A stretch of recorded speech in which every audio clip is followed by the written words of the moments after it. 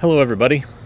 Welcome to the AV Geeks Lunchtime Streaming Show, where we watch old 16mm films, and hopefully YouTube will not block them after we watch them. And that is what happened to yesterday's stream. Two bogus copyright claims, one by a French documentary that was using some of the home movie pool footage. The other was Neil Young and Crazy Horse. I've run into this in the past, but it's almost been like 10 years. Basically, someone made a bunch of music videos using Prelinger footage and then claimed copyrights on them. And so Warner Music Group is basically saying like, oh, well, you posted footage from this Neil Young music video. And they actually, in that case, actually had a copyright strike against me and actually made it to where I couldn't post for 30 days. So this is a old specter that's haunting me, and it's very frustrating because no, they do not own that film that I posted. That film is in public domain, and I'm going to have to take an extra hassle to get it back. Really, really annoying. But that's what we do. That's the nature of playing with YouTube. YouTube is wonderful because it allows me to get new eyeballs on this material, but it's also got these weird rules that it's created about what can be shared and what can't be. So, hooray YouTube, screw you YouTube. Let's learn about the Ring of Steel. Enjoy.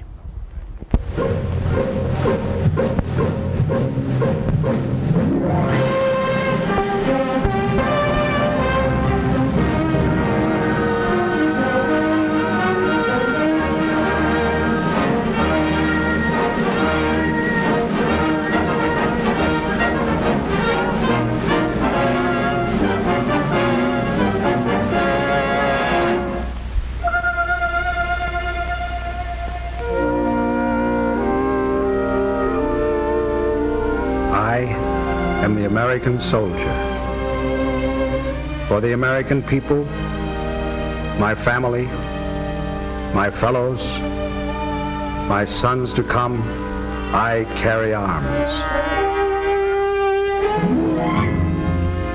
Remember how I began?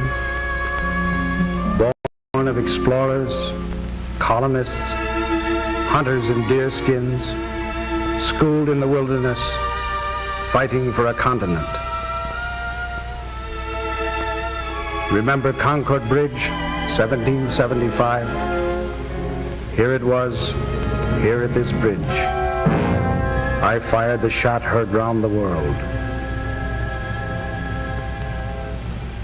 Then I was the Minuteman, the embattled farmer, the son of liberty, raw militiaman, hardy continental. I was the hope of freedom on the frontier. I carried arms for the rights of man. Remember Valley Forge? I was the winter soldier, starving, marching, freezing, fighting, and praying at night, alone in the snow.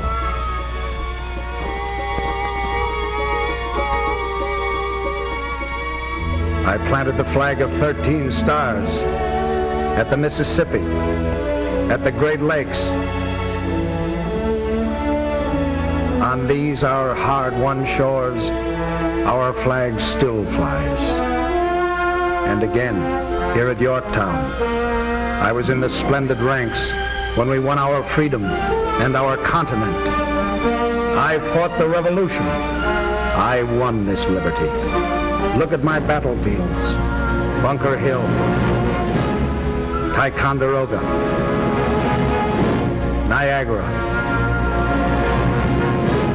Lake Champlain, Manhattan, Trenton and Monmouth, Kings Mountain and Cowpens, Yorktown, Marching, I made America great. North to the parallel 49, south to the Rio Grande, west to the mountains. Marching, I made America free. Working at peace, I built America. Explored with Lewis and Clark, with Zebulon Pike, with Kit Carson and Davy Crockett.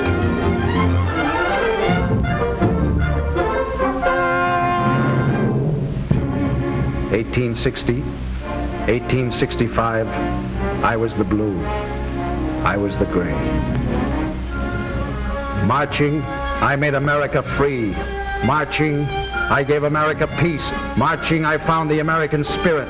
I led the way. I called to America, follow me. Follow the American soldier. Follow the trail I blaze.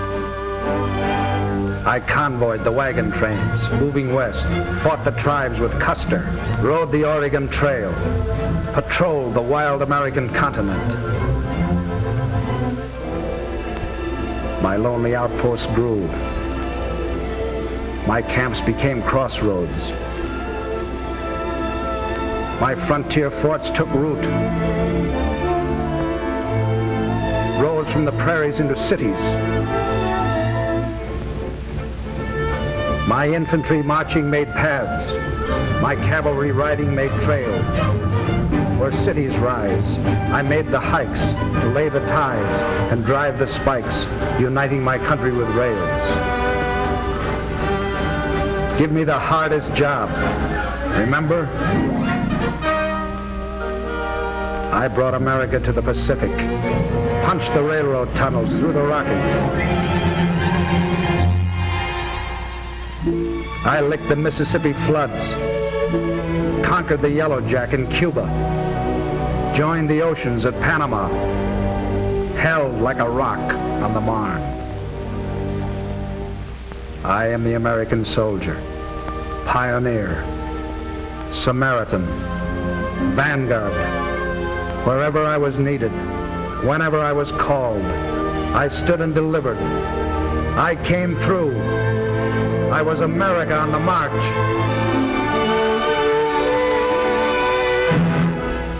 And now, today, here I come again, marching again, at the same old job, same old brand new job. Marching again with all free men. I'm the ring of steel around democracy. I'm the ramparts that you sing about. I'm the citizen soldier, the nation in arms. I'm snap and precision, West Point pride. I'm the regular, strictly GI.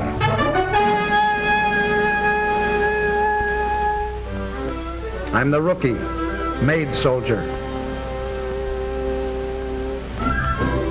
I'm up from the ranks, hell for leather, right on the line, straight from the eye.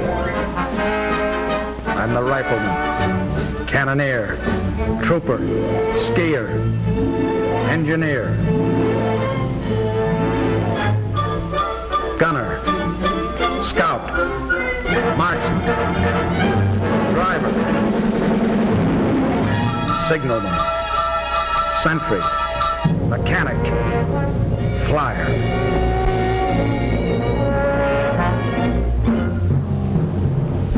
I'm the eyes of the cannon, the marching refrain, the brains of the tank, the nerves of the plane.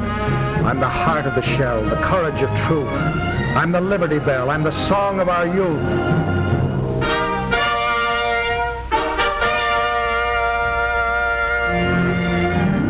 I'm the fighting men at every outpost, from Alaska to Hawaii to the Philippines and beyond, from Panama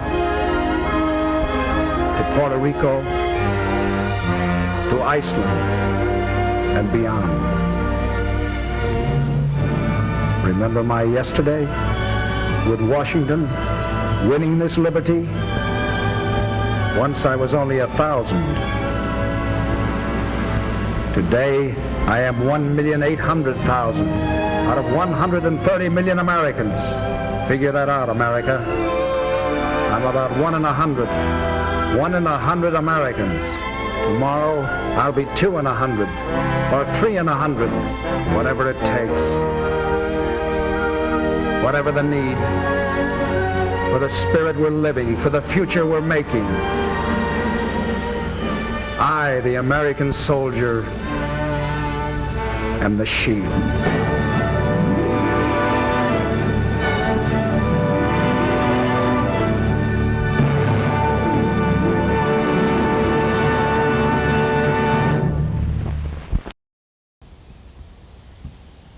Wow, thanks Spencer Tracy for that. That was epic. I should have saved that for Veterans Day. Maybe I will. Maybe I'll bring it back at some point. But yeah, stirring, rousing, really quite something. All right, we're going to go in a completely different direction. This is another Jam Handy film. And Jam Handy, of course, wants to sell you a beautiful Chevy and is using every means necessary to do that. And in this case, this is another short subject that was probably shown in theaters and uses animation and some music, I think. I think there's some singing in this. This is Princess and the Pauper. Enjoy.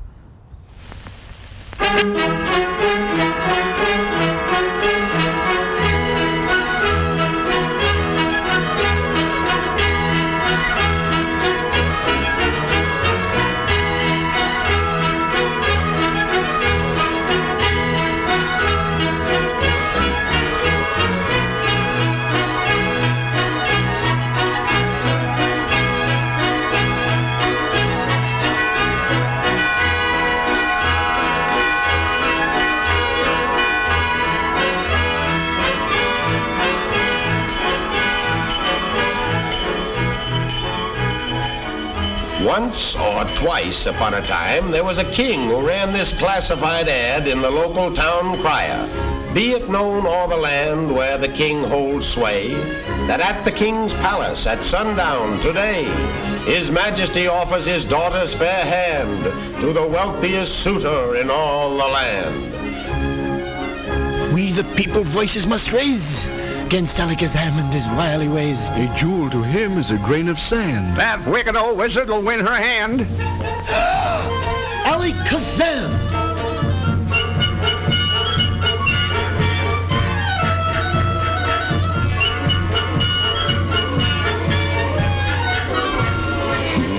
They don't like me, the dogs. This Alakazam might be public cluck number 1, but it's hard to see how he can lose. Being a magic wizard, all he has to do is wave his wand like a swing band leader in the groove, and zingo! There's a gunny sack full of jewels. Jewels and stuff. Oh gosh, look at the diamonds and pearls. With talent like that, the king figures this is one game where a low diamond takes a queen. He's willing to nominate Alakazam's son-in-law and let him make a vanishing act out of the castle mortgage.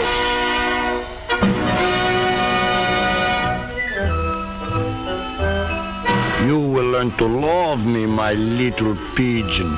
So it's Alakazam leading in the backstretch. Alakazam at the post. Alakazam all the way. But wait a minute. Another. Ooh, another.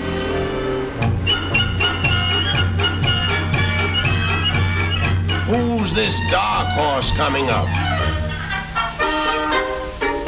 Why, this guy's our hero. It looks like Dan Cupid's got a half Nelson on him. And I'm the princess, too. But what chance has true love got against hot and cold running diamonds in every room?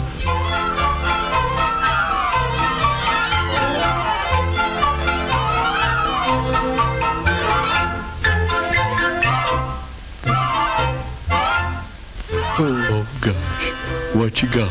Jewels? Oh yeah.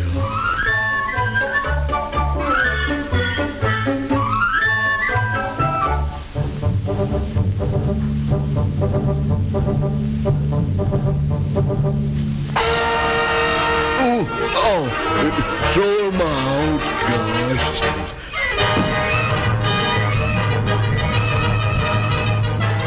Look at that. diggity. And in those days, the king's word was law. Well, it's always darkest just before the milk wagon. Right now, things look coal black for our hero. But presto, another magician. Nicky Gnome at your service. I love the princess, but I have no jewels, and so I can't win her as Majesty rules. Got the Valley of Jewels. A valley of jewels? But how will I go? Well, just you watch me, and soon you will know. Didn't I tell you to take magic to put that Alakazam on the spot marked X? All you do is relax on that. Hi-ho, linoleum, away!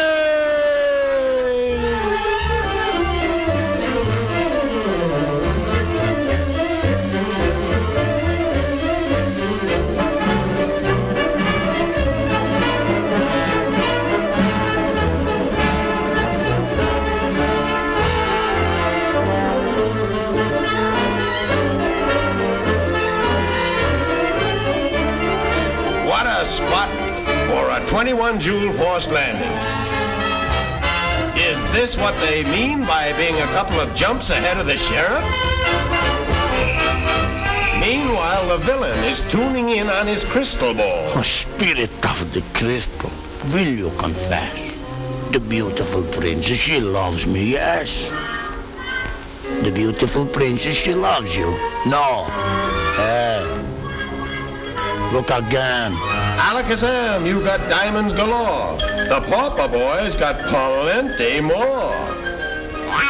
Jeepers creepers, how you like that? Where's my hat, my wand, my Gladstone? Somebody saddle my magic vulture.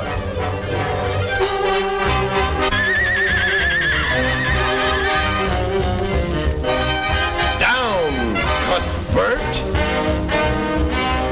Open the door.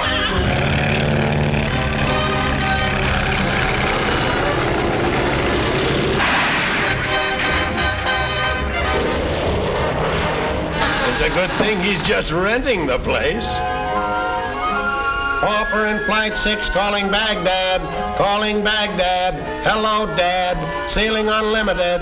Visibility just peachy. But he shouldn't be detouring through any rainbows to get himself all dolled up.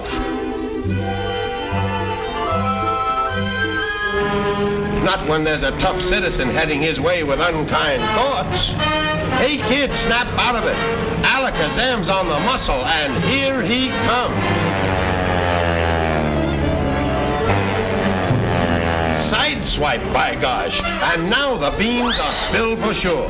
But Nicky Gnome's a wood butcher, too. He does a little cabinet work.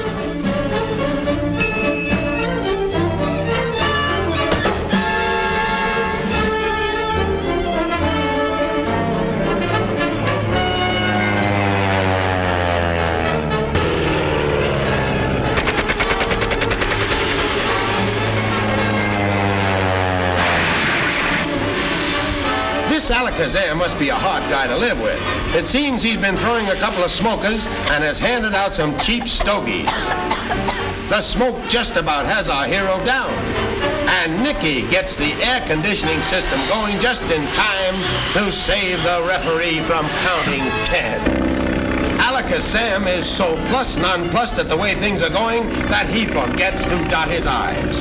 Alakazam is going to stop this guy, but how? A good beating will keep the moths out of any rug, but our hero takes an awful dusting, too. So Nicky comes back with a couple of new twists to spring on the villain.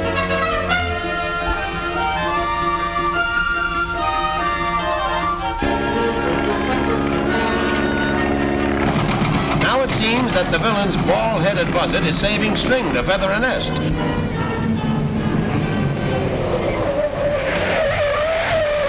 So here is our hero, down and out, but definitely down, yeah, but not out. He knows a few ways to score that aren't in the rule book. So he pulls some high-tension abacadabra that leaves Alakazam somewhere back of the flag. Signals, ship, and interference follow me.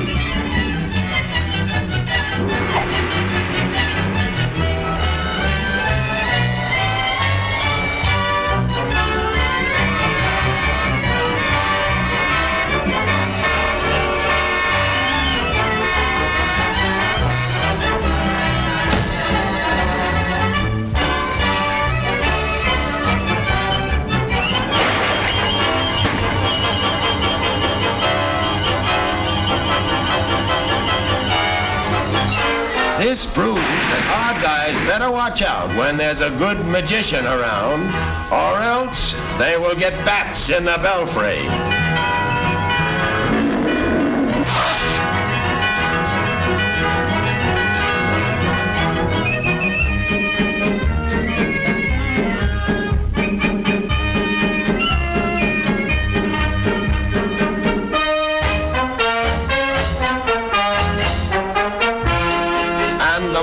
This story is like this. A poor because honest citizen can practically always marry the king's daughter and live happily ever after, if he knows the right people.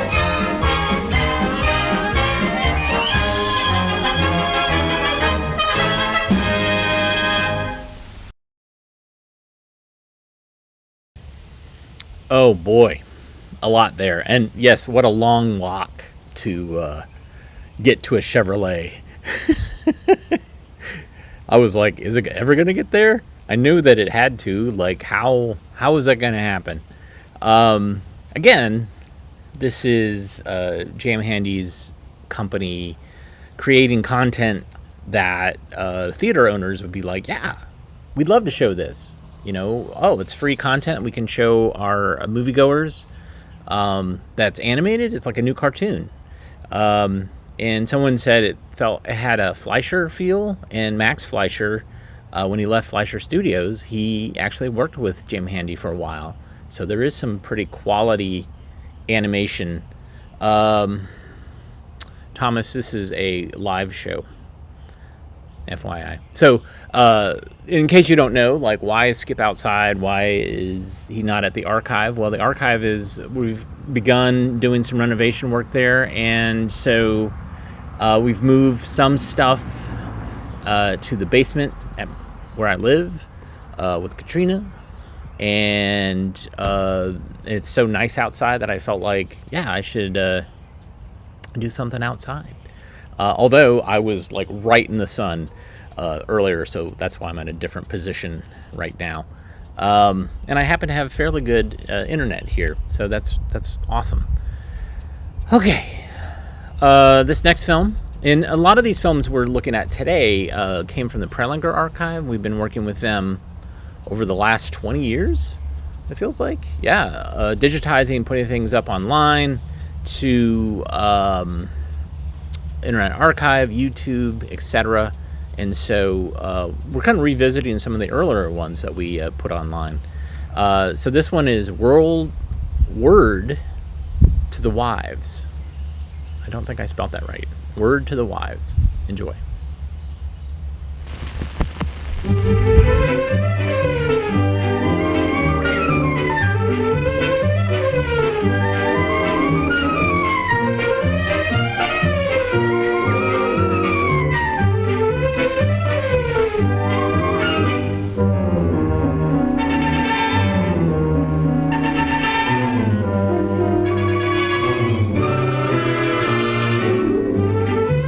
It wasn't really a plot against George Peters, but I'll admit it might have looked that way the morning his wife Jane stopped by for coffee. We had just been in our new house 2 weeks, and I was still ecstatic over everything, especially my dream kitchen. Well, how do you like it? There's only one word for it. Terrific. You know, I'm so proud of it, it's almost indecent of me. I can hardly wait to show it off a week from Friday night. Well, you go ahead and be indecent. Gal's got a right to enjoy her first housewarming party. Sure wish I was having one. You having many people? Well, not a mob, if that's what you mean. Just you, the Crawfords, the Slagles, the Martins, and a couple of others. Hey, Why so sad? And this isn't the first time I've noticed it. Oh, nothing, really. Not very convincing, Jane girl. Whatever it is, I've got just the cure for it. There's a sensational sale going on at Watson's. A new hat would be the ideal tonic for you. I'm going down this afternoon for a small spree. How about coming with me? Oh, I wish I could, but it's just impossible. You've no idea how much I've got to do. Remember, I haven't got your dream kitchen to make things easier. Mine's strictly the nightmare type. And I wish George would do something about it. All he's done so far is talk, and not with any real enthusiasm. About moving, you mean? We've looked at a couple of older houses, but that's no improvement. We've got an older house. If only there was some way of really selling George on the idea. The fifth freedom, maybe. Freedom from unnecessary drudgery. Freedom to go shopping when the urge hits you, or when there's a sale going on. Well, sale or no sale, I'm swamped. Besides, my mother's been quite ill in Cleveland, and I've been thinking about taking the weekend off to visit her. I've got to get my clothes in the dryer. I'll show you a couple of my prized beauties. This setup makes any day wash day for me. And I can do my drying in any kind of weather with a gas dryer. It couldn't be easier. It's completely automatic.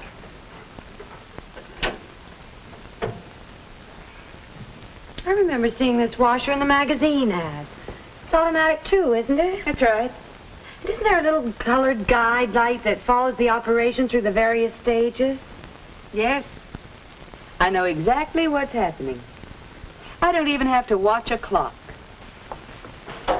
Wait a minute. You say you're going to visit your mother this weekend. You know, Janie, my girl, this might prove a very fortunate trip for you. Now, just for kicks, don't get too far ahead in your housework. Now, why should you have to lay out everything all nice and ready for George and Jimmy, down to the last egg and can of salmon? Oh, no, I couldn't. I'd have to make things easy for them. After all... After all you've been going through, this might be the awakening for friend George. The big, bright dawn. It might do him a world of good to be left all alone with Jimmy for 2 or 3 days in your kitchen. Well, Jane finally got off for Cleveland. Still not too certain she was doing right by leaving George and Jimmy by themselves. Even though George was absolutely sure they'd get along just fine. That's what he said, just fine.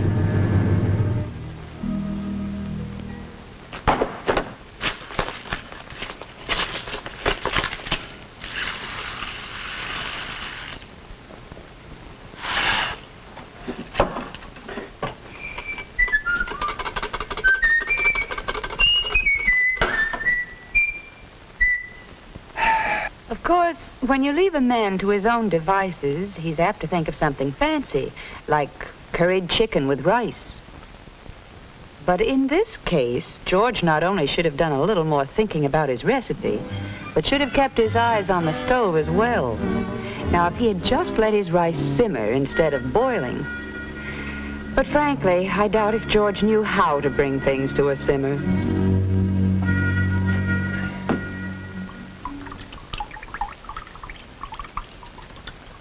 Well, maybe it was the mess, and maybe it was just the temperature outside, but George thought he could use a little cooling off. A nice, icy lemonade would be just right.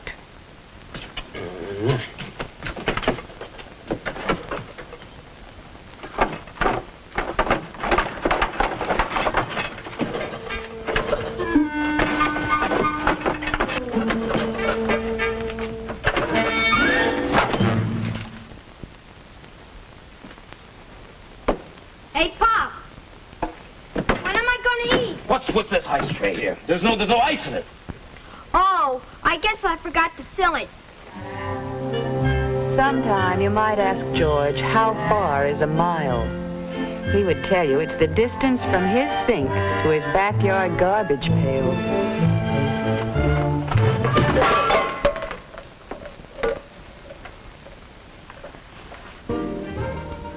Now, like many men tackling a problem, George was very efficient. Very. The smart way to do dishes was 2 meals at a time.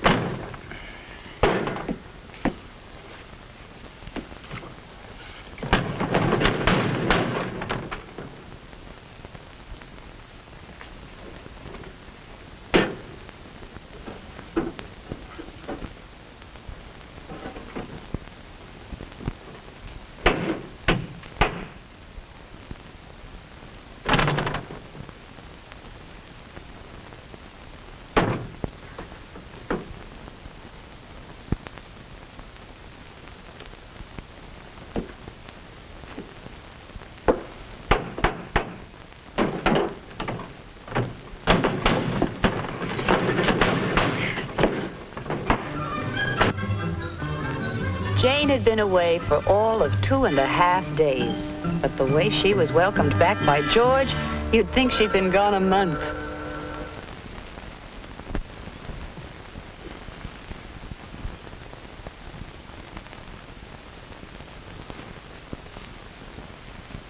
Well? Oh, we'll be there early enough. The others aren't coming till 7. Oh. Look, I still have a couple of little things to do, but it'll only take a minute or so. Your famous sweet potato casserole. Yeah, only this time with shredded pineapple instead of orange juice. You two go over and sit at the table. Don will be back in a few minutes, George. He's doing some last-minute shopping for me. Oh, hey, I almost forgot the big news. I went out to Pond Ridge with Helen Baker today, and I broke 50 for the first time on 9 holes. Hey, now, wait a minute, Alice. You mean to tell me that with this big shindig staring you in the face, you still had time for golf? Nothing to it. With this kitchen, it's a breeze. Come on over. Look at some of the evidence. By the way, did you know that this kitchen won an award from the Woman's Home Companion? Huh? And really, they thought of everything.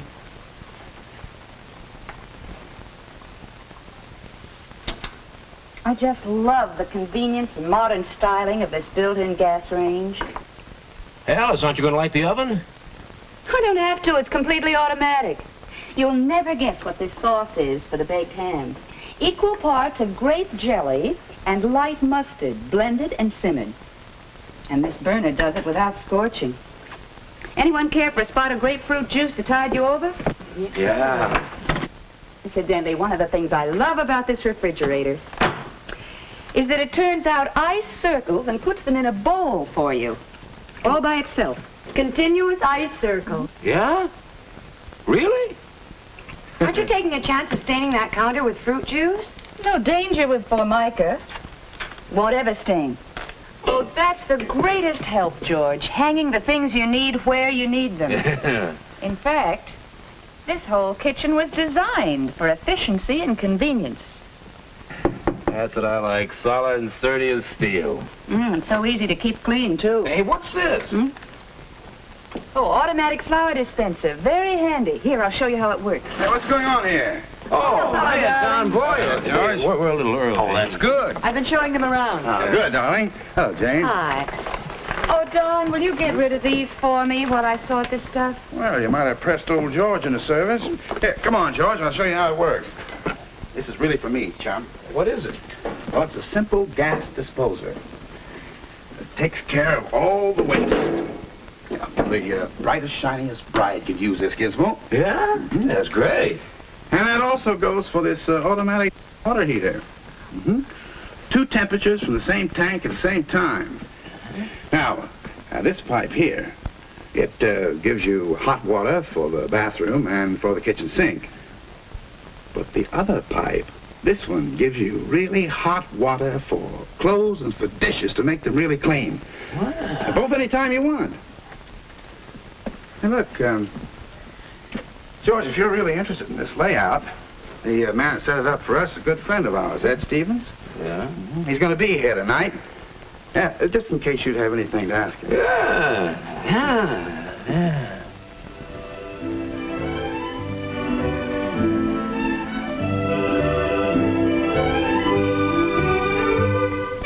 Well, all I want to say is that Don's little suggestion turned into a rather interesting and provocative conversation. And Ed Stevens is a handy man with figures and ideas. It certainly looked like progress was being made when we peeked in on them.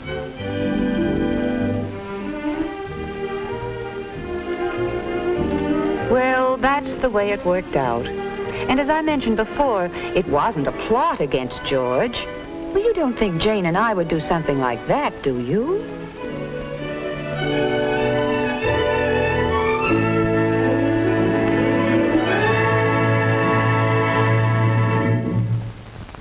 Well, folks, I'll leave it up to you whether the gals tricked me or not, but that's another story. This new dream house is a happy ending to our story.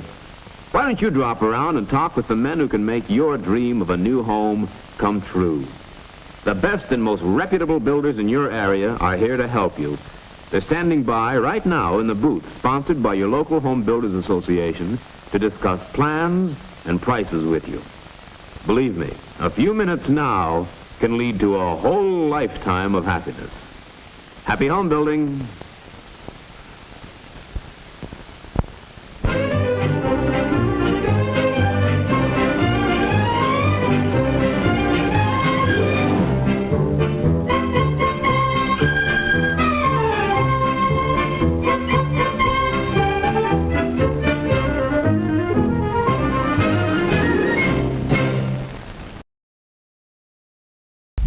Darren McGavin, yeah. I have some other films that he was in. He was in a Bell Science series film called one is called Unchained Goddess. He was in a VD film that I have that was made by the War Department, which is called Miracle Living. So he shows up a bunch before he played the dad on Christmas Story. But also the Night Stalker. Man, I saw that TV series when I was way too young to watch it. And so I had many nightmares associated with that awesome show. All right. Let's see. So we've shown films by Calvin Industries before. They did that management series for Alcoa where they show like a segment, they show like a situation, and then the manager is supposed to figure out what they did wrong. And there's always a question at the end. So that's one thing they did. They also did these film workshops where they would bring in other people who were making industrial films or sponsored films or educational films and kind of teach them the basics of how to make something interesting. They also made that horrible Friesen film, which was not very funny, featuring two members of Laugh-In trying to sell Kenmore freezers. So this film is intentionally funny, and you'll see some characters that you know. You'll see some of the people that are in those management films. This is called Murder on the Screen. Enjoy.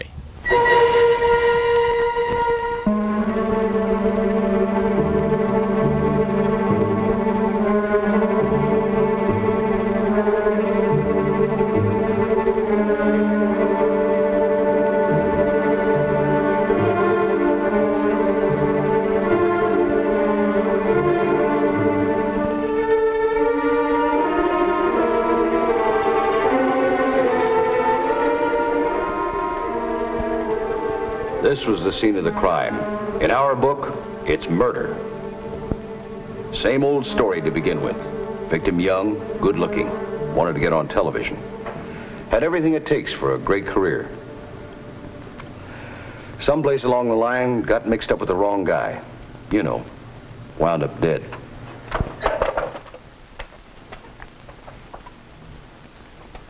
We don't know who did it or how, That's what we're trying to find out.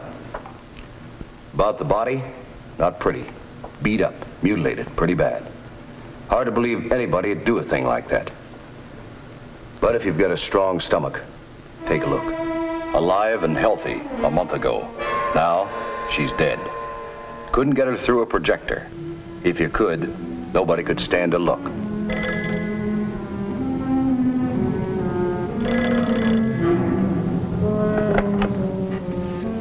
Yes? Speaking. Tomorrow? But you told me next week. But you've got it.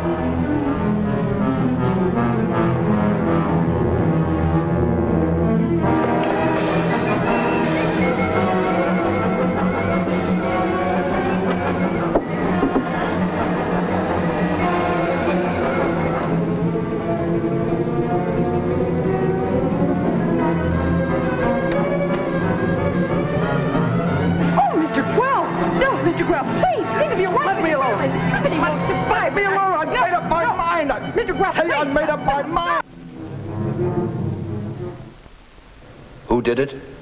We don't know. All we got are suspects. There's a guy named Jones, lab man. He makes prints of films. He handled this print. That print was perfect when she left me. I had nothing to do with killing her. Then there's Smith. He's a film distributor. He sent the print to the station. Why would I do anything to hurt her? I loved her. And Brown. He's film director at the station. I know. You're trying to make me the fall guy. It won't work. She was with me a lot, sure, but I was taking care of her. And Harris, projectionist at the station. I only had that print long enough to thread her up. I couldn't have done her any harm. Somebody did. Somebody murdered her. My job? Find out who. We questioned the suspects, got their stories. First, this man Jones from the film laboratory. What do you pick on me for? I never hurt that print. How do you figure that?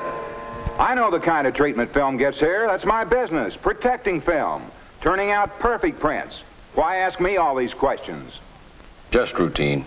Well, I got nothing to hide. I'll tell you how it was. That print, here's where she came from. First I saw of her, she was coming off this processing machine. Brand new and perfect. And we kept her that way, too. How? Well, figure it out. What's the biggest danger to film? Dirt. All right, look around. No dirt in here. Even the air is filtered.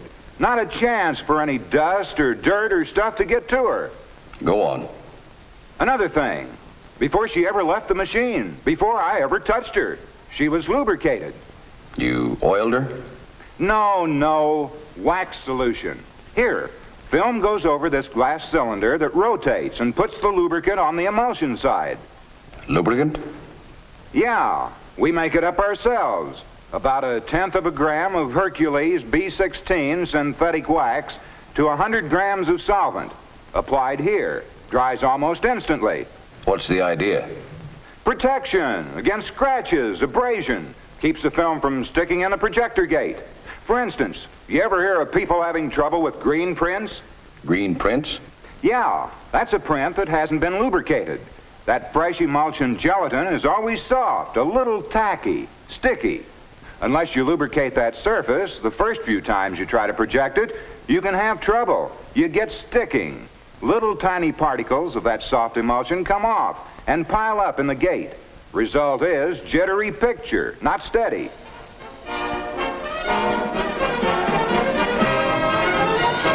Not only that, if it sticks bad, the claw puts too much tension on the perforations, may even tear them. Or you can lose a loop, break the film, or the film runs off and the sprockets punch new holes. A green print will do that? Right. Another thing, where that soft emulsion piles up, dirt gets in. It drags against the film and you get abrasion. Sounds like what happened to this print. Nope, couldn't have, because like I said, she was lubricated, like all our prints. That wax coating prevents print sticking. So don't blame me for what happened to that print.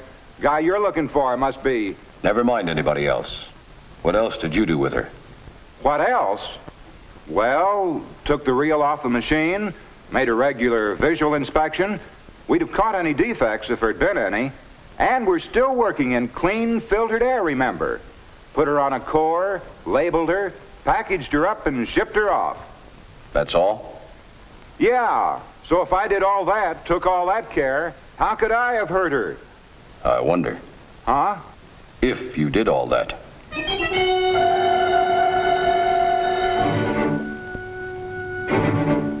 Next guy we talked to was Smith. Works for this film distribution outfit. His story was... Sure, I remember. She came to us from the lab on a core. We inspected her while rewinding her onto a reel. Careful, were you? Sure. Brand new reel, like always. Side straight, no burrs. Was she in good shape then? Perfect. And then? Well, she went out to 2 or 3 stations. I could tell you which ones. No names. Okay. Anyway, the next I saw of her, she was still in A1 condition. That was one morning when I got her out of the rack for timing and inspection. Hold it. This sign. This film a fire hazard? What's that? Oh, no, it's all safety film. The point of no smoking is it helps keep the place clean. That's the first rule in handling film. Don't let dirt and stuff get to it. So they tell me. You can see for yourself how clean we keep it around here. There's no windows to let dirt and grime in from the outside.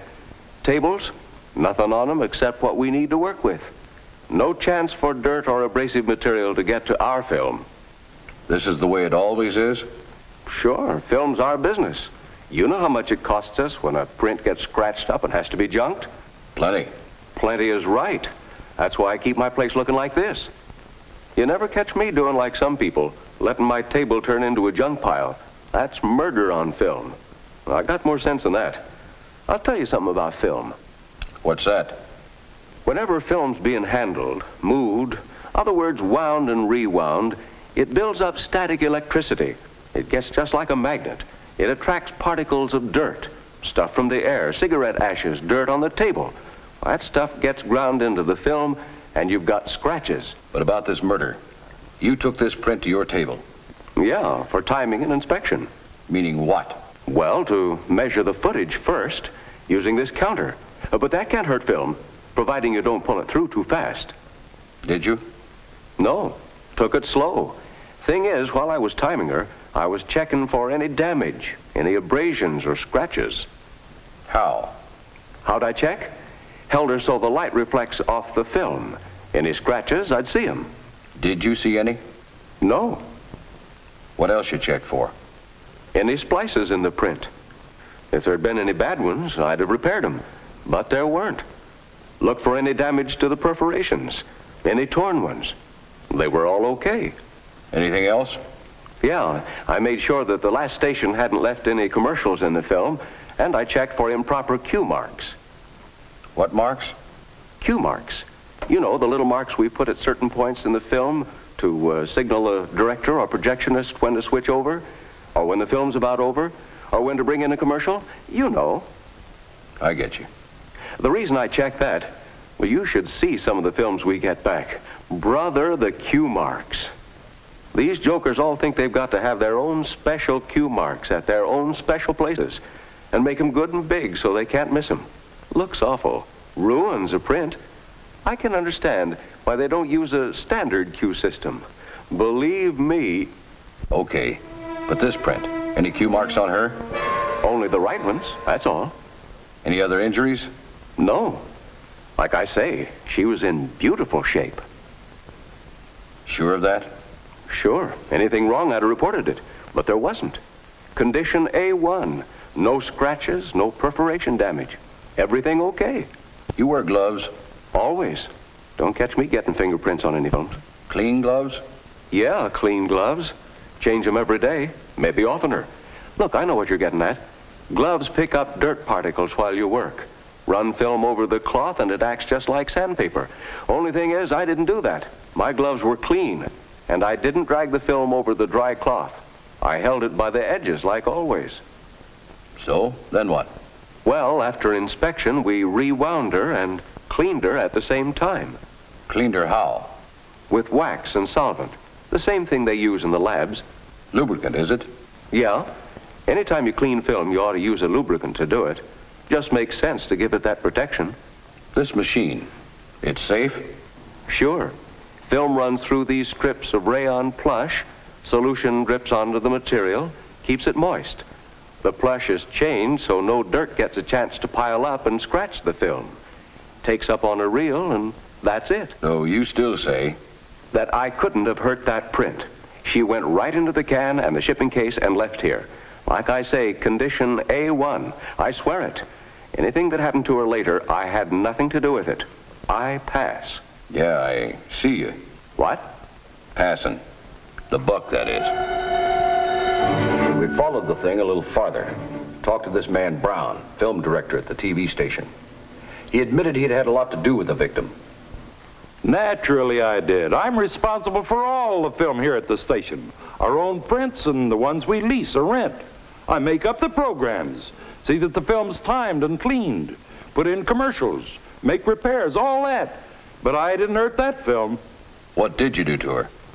Well, the day she came in, I got her out of the rack to take her in for timing and inspection. Sign says no smoking. I didn't smoke. We don't allow smoking where film's being handled because... I know. Then what? Took her in, put her on the table, and started timing. Table pretty clean? Yeah, clean, sure. Look at it any time. I know what dirt does to film. We're careful. Any place we're handling film, it's clean, air-conditioned. And that's all we do there. Just handle film. Don't get touchy. You project this print? No. Why not? Why, I haven't got time to project all the film we get in here. Hundreds of feet a day. Some stuff I project.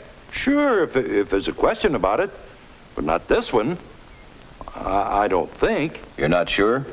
No, but if I had, that wouldn't have hurt her. You can see our preview projectors in real good shape. Why, we clean the gate every other day. I know what a dirty projector can do to film.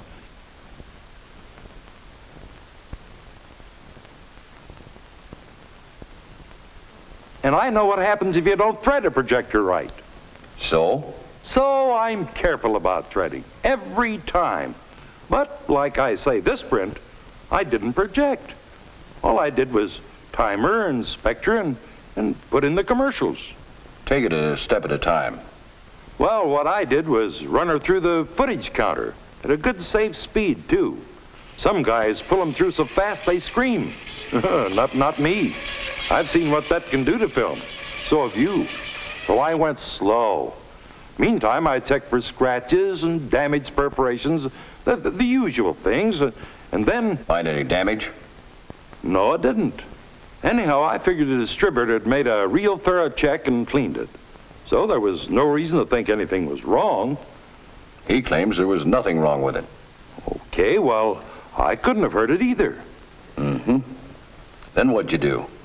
Spliced in the commercials. How? Like I always do. Listen, I know how to make a splice, mister. You can watch me anytime, right by the book. Put the film in carefully. Don't jam it on the pins. Never use Scotch tape or masking tape to back up a splice. I know that. Stuff gets caught in the projector gate. Oh. Then I scrape the emulsion, and I use a scraper that's made for scraping. Wet the emulsion to soften it. Take it all off without cutting down into the base.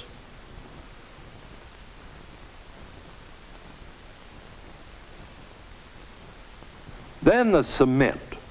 Put it on, close her up, give it 10 or 15 seconds to dry well, and I've got a perfect splice. But that's how I always do it. And I keep my splicer adjusted too, so there's no chance of splices being crooked. Okay.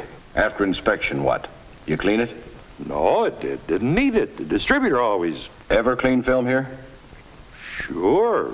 Our own library prints or any prints that need it. Use a machine? No, we clean it by hand.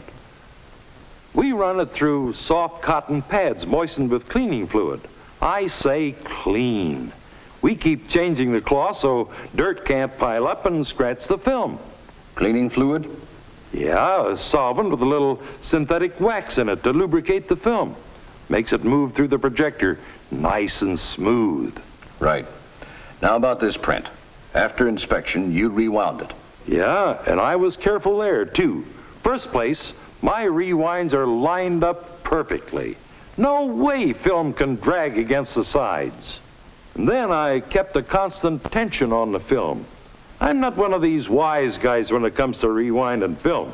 Wise guys? Yeah, you've seen them. Showing off, building up speed, then coasting. Letting the film drag over the table so it gets scratched. Or cranking it through with a jerky motion so you won't get a good snug roll. And none of that stuff for me, Steady speed. Constant tension when I rewind. Yeah. Something else. I've seen guys do a sloppy job so the film's loose on the reel. Then they'll yank on the end of the film till it's tight. Worst thing you can do. Any dirt particles on the film just get ground along against the emulsion and dig grooves. Cinch marks. You've seen them. Look like this. Yeah, I've seen them. That's why I didn't cinch the film. Never do. Rewound are good and snug on a good reel. No bent sides, no burrs. Put her in with the next day's programs. That's all I did. I didn't hurt that print, and you can't prove I did. I'm innocent, so help me. Funny thing. Huh? If you're innocent, why would you want help? That left us with one more suspect. Harris, projectionist at the TV station. Had an answer to everything.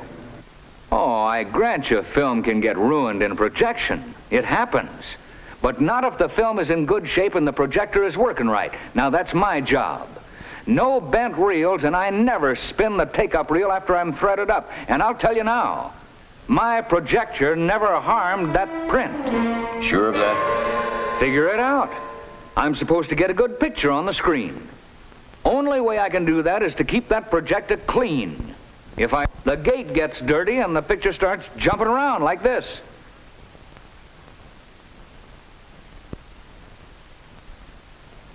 Or the sound scanning system gets dirty and the sound goes haywire. Like this. Noisy, you see? Yes, friends. Feed your pooch doggy drops. He'll go for that yummy flavor. And remember, doggy drops are double enriched. Now twice as effective. Get the handy 50-pound economy size at your neighborhood kennel. So I don't let those things happen. I work on that projector. Work on it? How? Well, take the gate. Every chance I get, I pull it out and clean it. Especially along these rails. Let emulsion or dirt pile up here, and it's liable to scratch the film, particularly in the soundtrack area. Then you've got a noisy track. Go on. Another thing, if the gate's dirty, the film can't move through freely. Tends to stick when the intermittent pulls down on the perforation.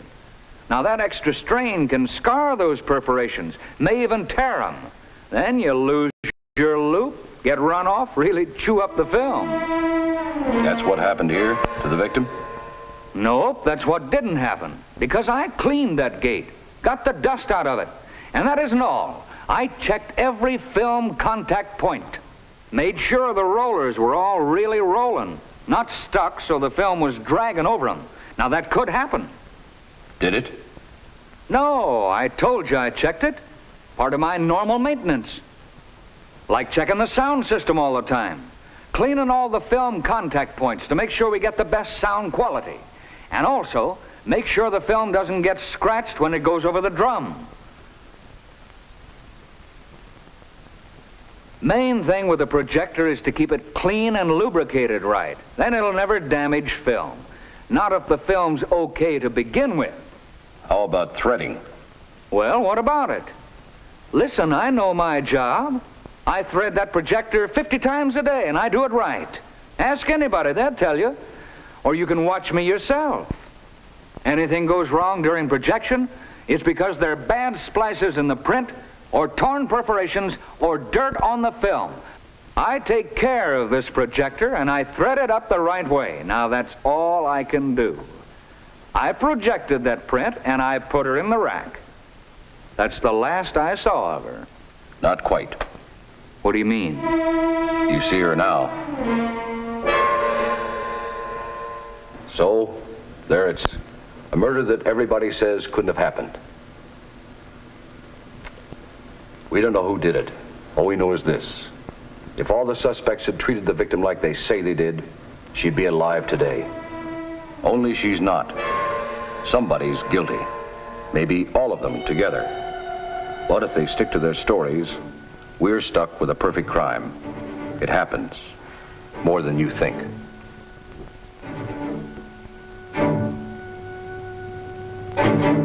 As for you, we figure you're innocent. This case, you can go. Just one thing. You want to stay in the clear and get this straight. Every time you handle film, better figure it's a matter of life or death, because it is. Get a little careless, and we may be after you for murder on the screen.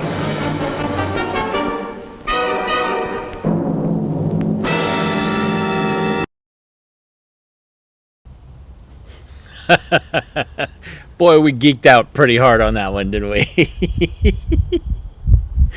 Oh, wow. I had not actually seen that in its entirety, so I've seen parts of it. But man, so good. Holy cow. And I have broken every single one of those rules. I basically came to this as a hobbyist and learned the hard way about all of those. So I have caused innumerable damage. I have murdered so many films. So here's the tip-off, I think. You looking at that reel, you saw how the film came off of it. One, somebody didn't tape down the reel, so that's loose. So when they shipped it back, maybe that's what happened. It's also possible that someone, when they rewound it, it was a loose wind. There's so many things that were going on with that film. But thank you so much, Thomas. Thank you so much for the kind donation towards renovation. Yeah, there's lots of things that are just taking money out of our wallets. One is the fact that we're paying for 7 storage units. The other is, we got a new roof at the archive, and we're paying to do this, and we're paying to do that. But we still are going to be showing you films this whole time. It's how we do what we do, and it's very much how we enjoy doing what we're doing, in spite of what YouTube does to us while we're doing it. So thank you for tuning in today. If you like what you saw, you can donate via the Super Thanks button in YouTube. You can go to ko-fi.com/avgeeks. Excuse me, patreon.com/avgeeks. At the very least, hit the thumbs up or the like button or the subscribe button. Those are great ways to support us with the numbers, the weird numbers, the weird inventory of how AV Geeks is doing in the YouTube internet world. And I'll be uploading a bunch of stuff to our YouTube channel. Again, more stuff from the Prelinger archives that we haven't uploaded in the past. So there'll be new stuff to look at. Also, we'll be concentrating on getting some of the stuff from our collection that we haven't put up on YouTube. Really going to do a big push until YouTube says, all right, you're out. Cancel the entire channel, and then we'll have to figure out where else to put it. Thanks again. Everybody take care. We will see you soon. Take care.